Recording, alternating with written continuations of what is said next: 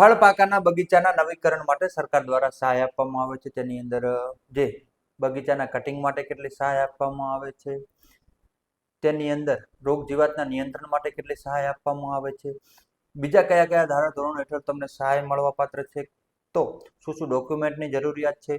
અત્યારે જ આઈ ખેડૂત પોર્ટલ માટે અરજીઓ સ્વીકારવાનું ચાલુ છે. 27/3/2026 થી 26/4/2026 સુધી આ યોજનાની અંદર તમે અરજી કરી શકો છો. તો મારી સાથે ચાલો આવી જ નાની મોટી યોજનાઓની માહિતી માટે બનાસની ખેતી ચેનલ સબસ્ક્રાઇબ કરો અને તેની બાજુમાં આપેલું બેલનું આઇકોન છે તે અવશ્ય દબાવો. અને આ વિડીયો જો તમારા માટે ઉપયોગી ના હોય તો બીજા ખેડૂતો સુધી પણ શેર કરજો, જેથી આપણા ખેડૂત ભાઈઓ આવી જ યોજનાઓની માહિતી અને લાભ લઈ શકે. તો હું તમને અહીંયા વાત કરવાનો છું. આ યોજનાની હું તમને વાત કરું તો અનુસૂચિત જાતિ અને અનુસૂચિત જનજાતિના ખેડૂતોને ₹1,20,000ની સહાય મળવા પાત્ર છે, જ્યારે સામાન્ય જાતિના ખેડૂતોને ₹80,000ની સહાય મળવા પાત્ર છે. આંબાના પાક માટે એકમ ખર્ચ મહત્તમ ₹80,000 હેક્ટર દીઠ સહાયનું ધોરણ હોય છે. તેની અંદરથી ખર્ચના 50% અથવા તો મહત્તમ ₹40,000 હેક્ટર દીઠ મળવા પાત્ર છે. વધુમાં વધુ 2 હેક્ટરની અંદર સહાય મળવા પાત્ર છે.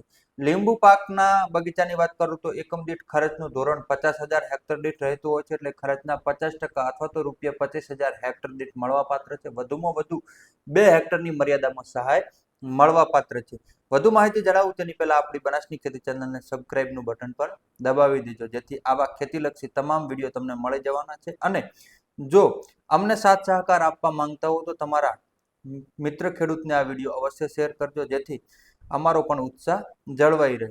હવે આંબા પાક માટે હું તમને વાત કરું તો એકમ ખર્ચ મહત્તમ ₹80,000 હેક્ટર દીઠ થતું હોય છે. તેની અંદર પ્રૂનિંગ, કટિંગ, અપ્રૂટિંગ માટે એકમ ખર્ચ મશીનરી, સાધનો, સર્વિસ સાથે વગેરે મહત્તમ ₹40,000 હેક્ટર દીઠ થતું હોય છે. તો અને ગેપ ફિલિંગ માટે એકમ ખર્ચ મહત્તમ ₹20,000 હેક્ટર દીઠ થતું હોય છે. 200 કલમ હેક્ટર દીઠ ગણીએ તો હવે આની અંદર તમે વચ્ચે કોઈ રૂપા જતા રહ્યા હોય અને ગેપ પડ્યું હોય, તેના ફિલિંગ માટે ₹20,000 હેક્ટર દીઠ ખર્ચ થતો હોય છે 200 કલમ દીઠ ગણીએ તો. અને પ્રૂનિંગ, કટિંગ, અપ્રૂટિંગ માટે મહત્તમ ₹40,000 હેક્ટર દીઠ ખર્ચો થતો હોય છે, જ્યારે સંકલિત રોગ જીવાત અને પોષણ વ્યવસ્થાપન માટે ₹20,000 હેક્ટર દીઠ થતો હોય છે.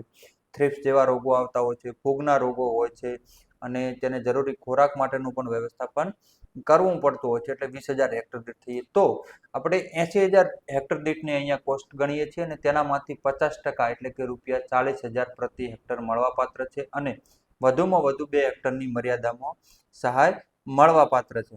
હવે લીંબુ પાક માટેની વાત કરીએ તો ખર્ચની વાત કરીએ તો હેક્ટર દીઠ મહત્તમ ₹50,000 સહાય ખર્ચ થતો હોય છે. તેની અંદર પ્રૂનિંગ, કટિંગ, અપ્રૂટિંગ માટે ખર્ચ અને મશીનો, સાધનો, સર્વિસિંગ તમામનો ખર્ચ મેળવીએ તો ₹20,000 હેક્ટર દીઠ થતો હોય છે.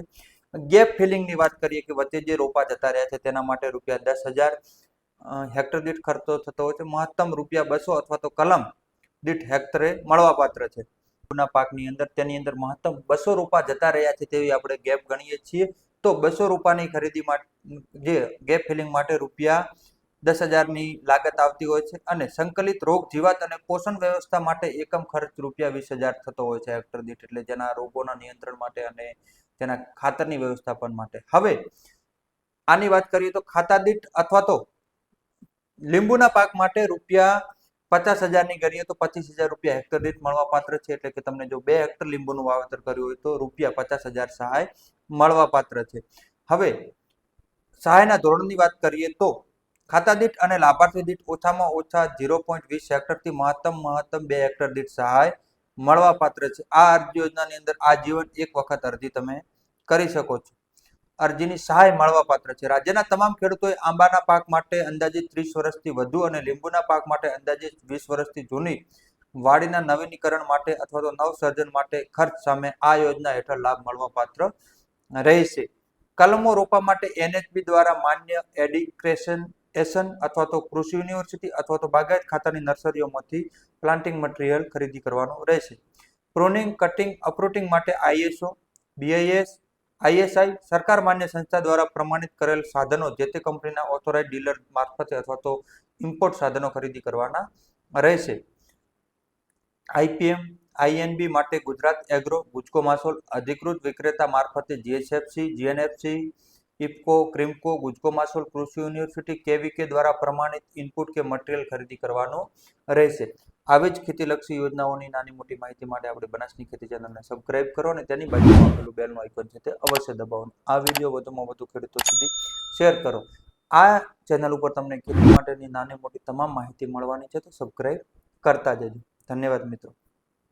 આંબા તથા લીંબુ ફળ પાકના જૂના બગીચાઓના નવ સર્જન માટે સહાય મળવા પાત્ર છે. હું તો સરકારશ્રીને એટલી પણ વિનંતી કરશું કે તમામ બાગાયતી પાકોના ફળ બગીચાનું વર્ષની અંદર એકાંતરે તેનું નવસર્જન કરવાનું હોય છે, કટિંગ કરવાનું હોય છે અને ગેપ ફિલિંગ પણ કરવાની રહેતી હોય છે. તો તમામ પાકોની અંદર સહાય મળે તેવું આગોતરું આયોજન કરે તો ખેડૂતોને વધુ લાભ લઈ શકે છે. હવે